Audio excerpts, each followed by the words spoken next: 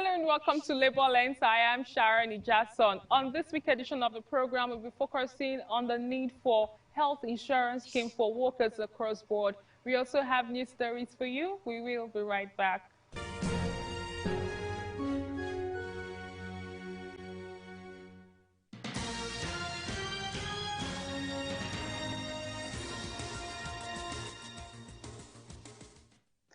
Following President Bola Tinubu's promise to implement a new minimum wage for workers in 2024, leaders of the organized labor are waiting for the commencement of that process.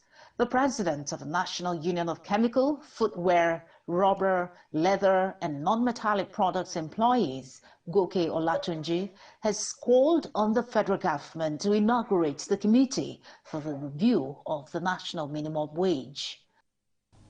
Presently, cost of living has gone up. It's not easy. And come and see the way people are they are begging for money. They become a beggar. They've turned workers to become a beggar for money. So let them do what they are supposed to do in time on this minimum wage. We need it. And they call it minimum wage. Whatever anything they want to agree should be something that will sustain Nigerian worker. I will sustain Nigerian worker. So that's our pay. The workers in our sector is very high. I'm just from a meeting now. Even the NGIC agreement we signed in April that we are jubilating. Immediately they removed the fuel subsidy, it consumed the agreement. So it rendered the agreement useless. But presently today, the palliative agreement they signed, the government says the private sector should go and discuss with the employer. We are still discussing with the employer. We write letter to our employer that they should negotiate with our branch ESCO executive. Some has offered something, some have not offered anything. So these are the problems we are facing. The Nigerian Labour Congress, NLC, for its part, has continued to demand for a new living wage for workers due to the economic hardship faced by citizens and the rising cost of living in the country.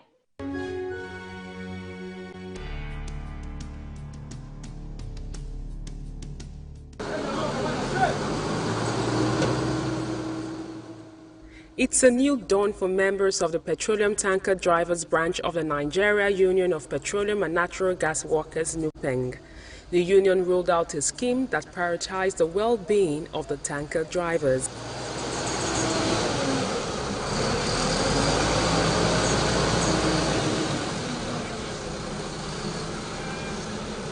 I met with Adewale Olaide, who has been a tanker driver for more than 2 decades. He took me through his daily activities on the job.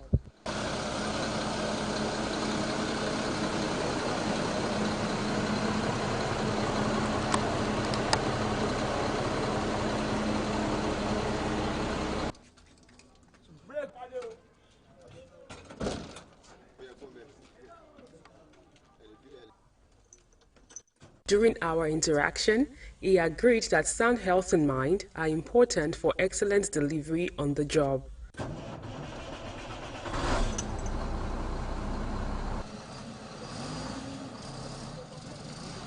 Before, we don't have hope about the work they are doing. For this thing they have done, all the drivers have the hope. Now we are happy that our union member, our union leaders have taken the health scheme as an important thing to us. The union rolled out a scheme that prioritized the well-being of the tanker drivers. At this event organized by NUPENG, the leaders announced that the union has introduced a comprehensive healthcare scheme to improve the well-being of its members. Driving is a very serious business, and one needs to be in a top of good health to continue to do that. One major area where people die quickly is because of the inaccessibility of Medicare, and especially probably the money to provide that. So today, NUPENG has come with this initiative to provide free Medicare for all tanker drivers that are steering. Stakeholders in the oil and gas sector applauded the initiative. So we hope that all of us will continue to be healthy and will continue to drive in a better way the society provides. Very important that from time to time we will have to be checking our blood pressure and other aspects of our body, so much so that we will not fall sick.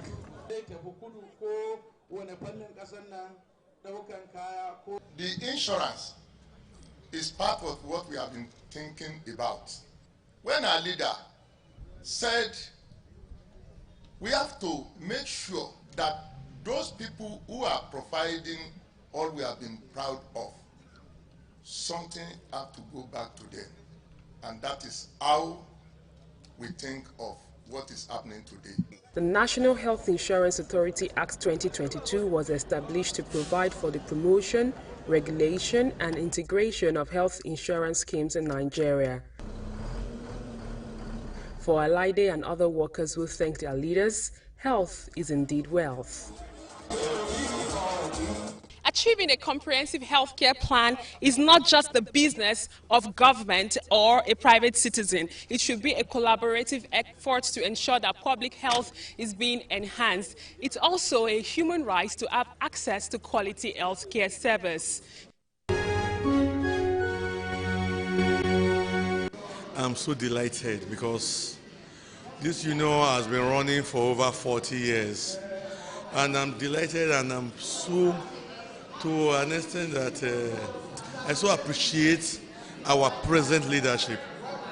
It's been led by Prince Conrad Williams Akwaria and our GS, our digital GS. Because we'll be having president, we'll be having GS running this union since the beginning till date.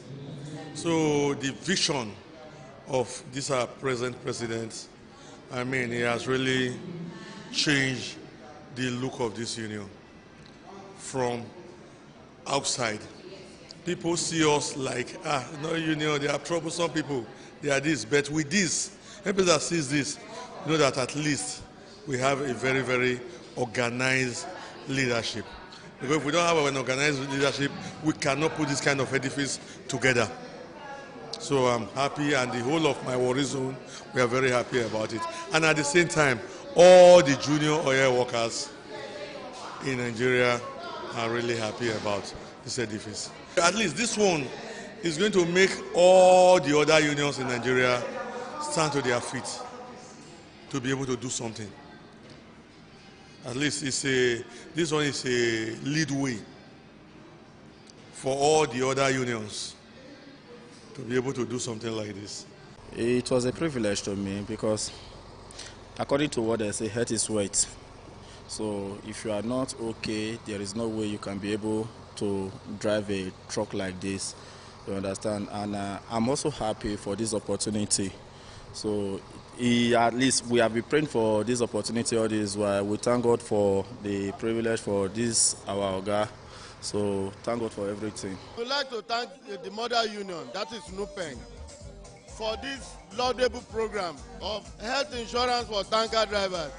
We believe from this one, as we are talking into the program, we will no more lose our members, that is those tanker drivers, and by the grace of God, we know we are going to sustain it. We are launching insurance, health insurance for our drivers.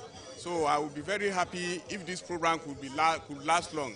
And with the promises, the President, the General Secretary, and the branch officers of PTD has promised us, they said it's going to be a lasting program. It is a thing of joy that the leadership of NUPENG and the leadership of Petroleum Tanker Driver branch of NUPENG came together with this initiative of health insurance scheme for our tanker drivers, because the life of our tanker drivers is very paramount to them. And that was why they organized this initiative. It is important that our petroleum tanker drivers have access to fast medical care wherever they are across the country. And that was the most important thing that they have done in organizing this health insurance scheme. By the grace of God, we are here today. I would say from the onset, when we conceived this project, it was something that's impossible. But when we took over mantle of leadership, we made a promise, a vow, to take the union to the next level. On the profile interview segment this week, I'll be speaking with the General Secretary of NUPENG. He brought us up to speed on how workers are faring in the oil and gas sector, while also emphasizing the need for decent work. He also spoke on the reason why the union took up the initiative to have a health insurance scheme for petroleum tanker drivers. It's good to have you on the program. Thank you. And congratulations on so many top projects that the union was able to come up with in the last few weeks. We thank God. From the handing over of the building to the healthcare scheme for petroleum tanker drivers. Yeah. Can you bring us up to speed on what initiated this concept of having a healthcare package for petroleum tanker drivers? Yeah, thank you. It's nice having you around, and we are grateful for your coming. If you look at the petrol tanker drivers, I think the union have been so lucky. Labour movement in Nigeria has been so lucky to have the petrol tanker drivers organized and unionized. They've been so helpful for so many years in terms of most of the struggles of labour movement in Nigeria. Let me cast your mind back to June 12th struggle. They played prominent role there. And for Nigeria Labour Congress generally, most of important struggles, we always make use of petroleum tanker drivers. And in NUPENG, in particular, they are what I would call the second mechanized division of our great union. And they've contributed so much more in terms of protecting and projecting the rights of workers generally. Most often, management are afraid of doing anything inimical to union members because of the fear of petroleum tanker drivers. And anytime we call on them, they are always out there to give solidarity to workers in terms of the workers' rights, in terms of struggle for better and improved condition of work. But you will find out that this set of members, how have they been catered for? We have been using them to fight for others. Have they gotten anybody to fight for them? In particular, I love petrol tanker drivers because when I look at a petrol tanker driver, I see the picture of a man that did not choose that career because they love that career. All of you, when you were born, everybody celebrated that you are going to be a big man. But most times, at primary school level, because of lack of financial capacity on the part of your parents, they ask you, follow up Brother Siku to be riding. And as small as you are, you'll be rolling tire. You all started as motorboy, and you all graduated to be tanker driver. And I've seen tanker drivers growing to become petrol station owner, truck owners. They fought against all the challenges, all the obstacles of life to rise above the storm. So I always feel for tanker drivers. I always feel that we at this side, we are only opportune by where we were born and the opportunity that came our way. Many of them will have been more brilliant than most of us. Many of them, we were all started at primary school level or secondary school level. They were brilliant, but many of them could not afford WAEC fee, and then they had to opt for something else. And that's why they are there. That's one part of the story. So it was all this put together, that informed decision of the union to say there must be some social nets, some provisions for these golden people that are laying golden egg for us. Because they are so important to us. We should not just allow them to be doing this for year in, year out without anybody taking care of them. Have we ever shared a thought about when they have sickness, ailment on the road, how are they taking care of themselves? Who is attending to them? And how much have they been paid? And they are traveling in the night with bad roads and all sorts of things. And that was what informed the decision of the union to say, out of what we have, we must carve out some money. And we thank God it was unanimously accepted that we should create a kind of health insurance for the tanker driver. That a driver on the wheel that is driving from Calabar to Sokoto, anywhere in the part of the country, wherever he is, any kind of ailment, he can approach and seek medical support, medical assistance, beyond first aid. And when they have accident too, there must be numbers to call for ambulances, for emergency treatment, for immediate treatment for this set of guys. This set of guys have been so important in Nigeria economy, and they've contributed so much more into Nigeria economy, into our into our manufacturing sector, into our homes, into running of offices.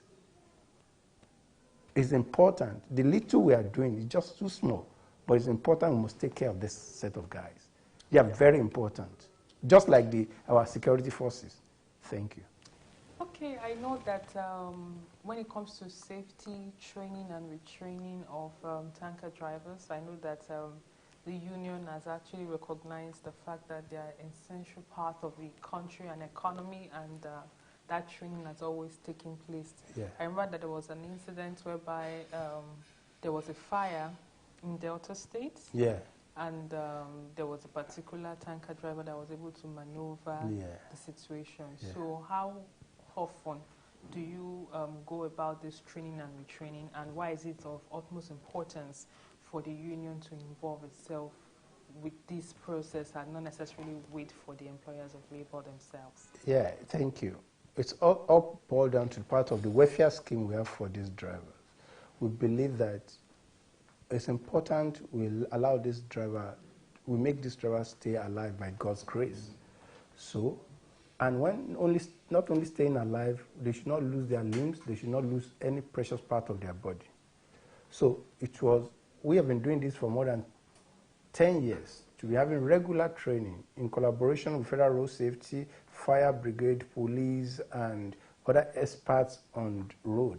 So the importance of that is that we want to secure their lives. We don't want all them to be incapacitated. So we need to prevent accidents, and we need to ensure that they drive safely, and we need to also help them to ensure that they live well, healthy, and they are more focused, because they can achieve much more in life than just even driving. So as part of that, the graduation is from those safety training to now health insurance and other social welfare packages that we have assigned for them. We take tanker drivers as very, very important segment of our labor movement. Talking about health insurance, we know that the government also actually offers a level of insurance for its citizens. Even though it might not be that comprehensive, we're also aware that some employers of labor try to come up with different platforms or avenue whereby their workers can actually have access to medical care. Yeah. With the few years or few months of experience you've had in terms of relating with the health insurance company, what would you say has been the challenge so far, and what more do you think relevant authorities can do to ensure that an average worker that is trying to earn his living has access to proper medical care, especially in an era or in a situation whereby we have lots of pharmaceutical companies actually leaving the shores of the country? Well, one, I know some state governments, like Lagos state government, is doing so much in terms of healthcare provision. I also know some companies are also making provision for their staff. But for tanker drivers, they are like public goats. Nobody takes care of tanker driver, because most of their employer are not really structured. So issue of provision of health care is not really there for petrol tanker drivers. But when you're talking about generality of the people, I think awareness raising, government should do more, employers should do more. If you are providing healthcare facilities for the people, let them be aware that there are healthcare provisions. Let them be aware that they can access this provision, these services, and at what cost. If it's free, let them, because poverty is a strong thing. Many people are dying of minor ailments because they are scared of what the hospital will charge. Many fail to go out there and seek medical assistance or support because they are so scared this hospital will charge them beyond what is in their pocket. So rather, let me manage the sickness at home. But if there is enough awareness raising that let people know that government is providing this, when you go to the general hospital, this, and there should be also the monitoring, and let there be enough awareness raising that we are doing this. And that's what we are doing for tanker drivers. We've raised awareness, and we ensure that every unit is constantly telling members, if you are sick, stop using local herbs or local pharmacies to treat yourself. You have access to medical facilities. Hospitals' names are listed. Go there. And if you have any complaint, report back immediately. All right, very quickly, let's move on to the fact that during some few weeks ago, I don't want to say last year because last year seems like it's very far. Yeah. About a month ago, there was an handing over ceremony that happened in your newly reconstructed or rebuilt building. Very good edifice, I must say. When should we be looking out for its commissioning? That very big, beautiful building you are talking about there. We thank God. God made, and we commend our members for their dedication, for the sacrifices they've made, and especially for the leaders of the union. There are a lot of deniers for us to have that Nupeng house as a tour now. We are planning to have it commissioned officially on the 6th of April this year by the grace of God. We're still working on the furniture aspect of it. There are things to use like all the tools for workers to work inside there and the sitting chairs and furnitures. So basically those are the things remaining, but by the grace of God we shall, and you are invited. 6th of April, you are invited to official commissioning of Nupeng Tour. Thank you for the invite. Yeah. Very quickly, one other issue that we know that an average Nigerian worker or even an oil and gas worker is actually faced with is the issue of casualization of workers. What more needs to be done without taking much of our time and your time? What do you think needs to be done as a matter of urgency to address the issue of casualization of workers? Do you think we don't have the relevant laws? Do you think it's the implementation of the laws? What more do you think needs to be done as soon as possible? Basically, the issue of casualization thrives in a situation of large population and lack of employment. So people are forced to just accept any kind of job that is offered to them. So, and even when you try to organize them, because when it started, our idea was that, okay, if you say you want to go through this route, we'll organize them and we will improve their condition of work to the level that will be, it's a waste of time putting them on casual. So we started organizing them. But now we're also receiving resistance from these workers because they don't want to lose the job. The fear of losing the job is making them to be scared of the union as well. So that is one aspect of the challenge we have. Citizens, workers are not courageous enough to come out and say, we want to be part of the union because they know the risk. And that comes out from lack of institutional support. The unions are also up and doing in the work. I know the unions are also getting tired and weak because with the casualization, the membership is decimated.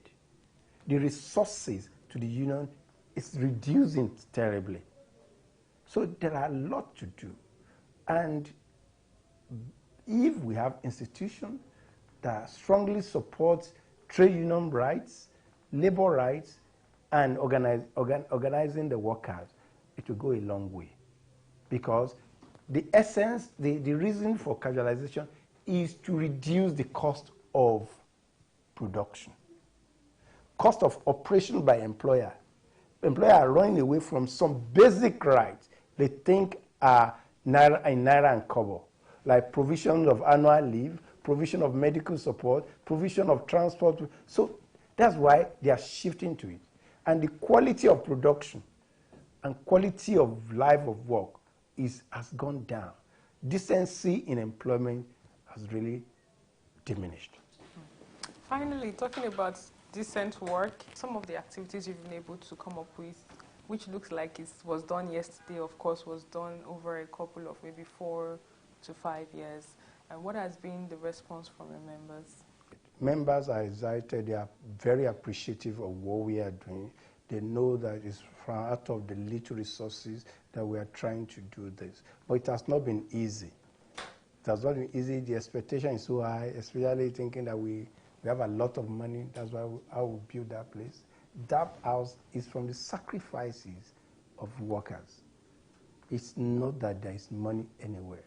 But for us, at the end of the building, what we must render more services to our members, most especially those in the informal sector, because they are the most vulnerable. They are the most vulnerable segment of our society. They are on daily pay. There is no social net for them, no medical support for them. So we intend to extend the insurance scheme, health insurance scheme, to all that informal sector workers, so that at least some segment of the society will be covered. We will do the little we can. Thank you very much for your time. Thank you. You're welcome. And that's all we can take on today's edition of the program. Join us next week for a fresh edition of the show. I am Sharon Ijason. Thanks for watching, and remember that labor creates wealth.